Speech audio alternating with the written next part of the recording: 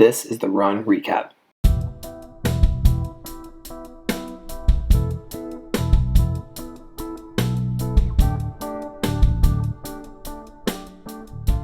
All right, everybody. So I got a special treat. We recently had an impromptu live questionnaire podcast, you could call it.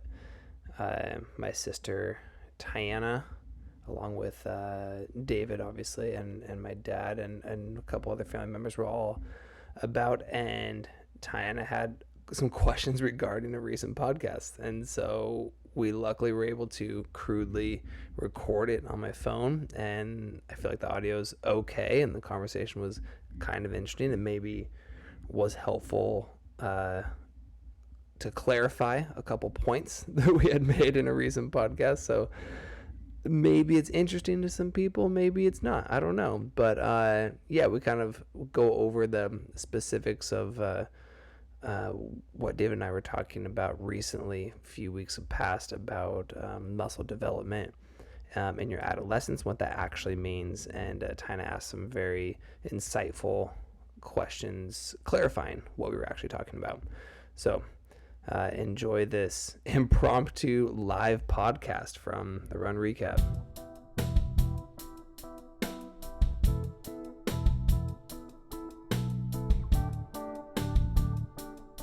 Hi guys, thanks for having me. Here's my question. You talked about on the last episode, you talked about what you were trained to do as a kid and how that is affecting you now as an adult, right? And so I was curious, but what part of that, isn't there... What if you don't train anything? Okay, well, that's not what I was thinking, but thanks for that. What if you just race and never I work don't out? feel slighted at all. But... Knee problems time. but then how does that play into the distance versus the sprinter, right? Because Mike is obviously muscles built for a sprinter, right? But that's also how he played as a kid, right? So is that muscles learned or just the muscles that he has on him? We're not gonna agree on this one. Versus you are not built like a sprinter. You know, we always talk about growing up, like how sprinters are built versus how distance runners are built. And so then how does that play into it? Because that's what you were saying. It was like, well, this is how I acted as a kid, so that's why my body's go-to response is to react this way because of a kid. But then you put me in the mix. Well, as a kid, I just played with you guys. So then how does that affect? Well, it doesn't matter. My body doesn't respond the way I want it to anyway. So I guess that don't put me in the mix. But right? But is that? We'll put you in the mix. I know you are. It's too late now. But does that make sense? Does that question make sense? You don't realize you're asking two different questions. Okay.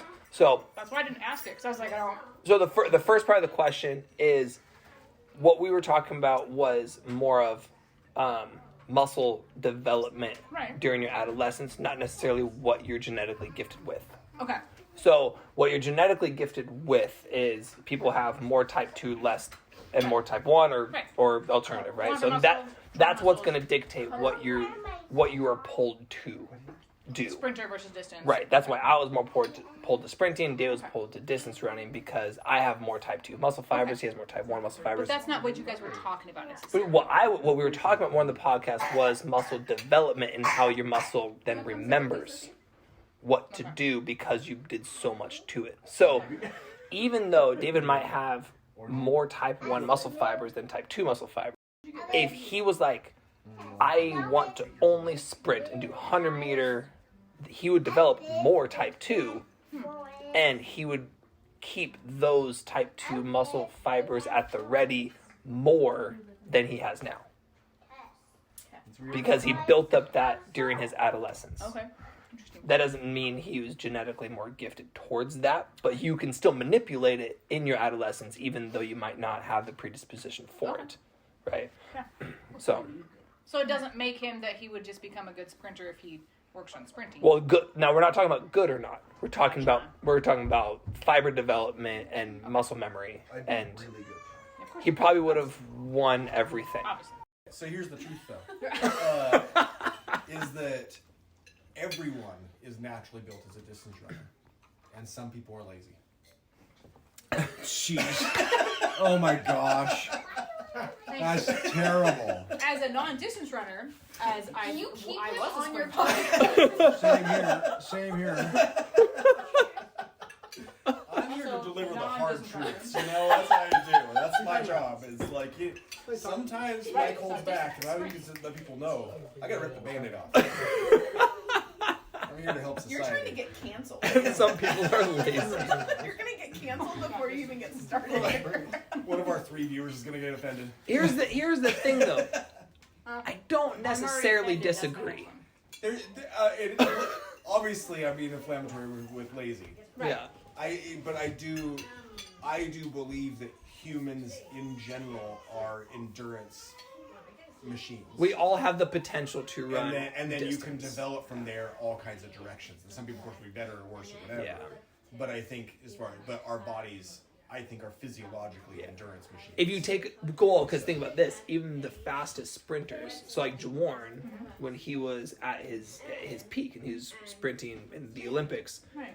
he would turn the treadmill up as fast as it would go and just run for 40 minutes.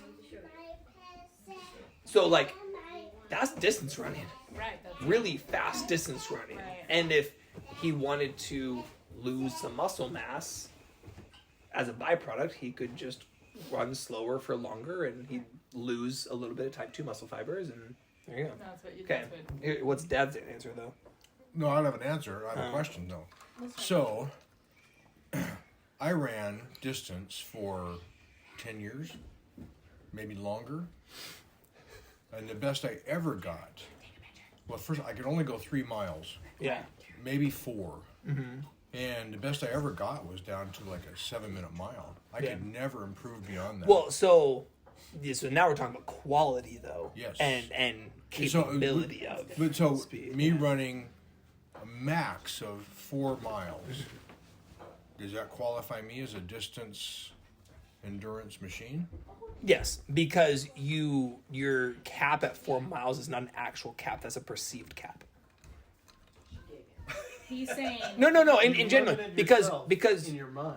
because you're, I imagine there's too much about speed involved Well, this is true. and not distance. So because was to, speed. in support of David's point, if you took speed out of it, because you're a distance runner or if you're a sprinter like me, and we don't want to go slow. No, it's all speed. Right.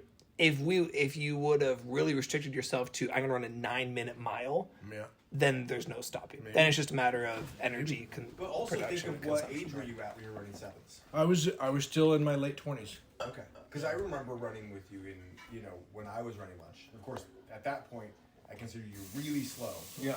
But I was in high school, so Yeah.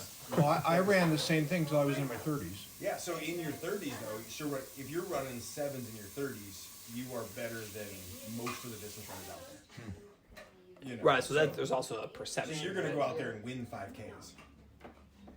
Is what you would like if I run 7-minute miles for 3 miles, I take home medals for 5Ks locally.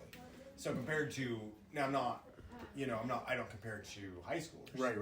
But compared to 30-year-olds, Yeah. So there's a difference of perception of performance versus on just the capability I see. of the machine.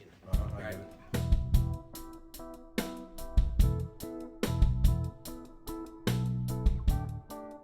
So there you have it. Some apparently much needed clarification, and hopefully we cleared things up and make sense for everyone involved. And we hope to get some more things like this in the future. If you got a question, a comment, concern that needs to be addressed, send it in.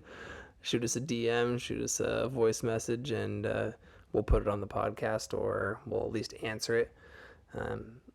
And it'll be fun. So, anyway, happy Monday or whatever day it is when this comes out.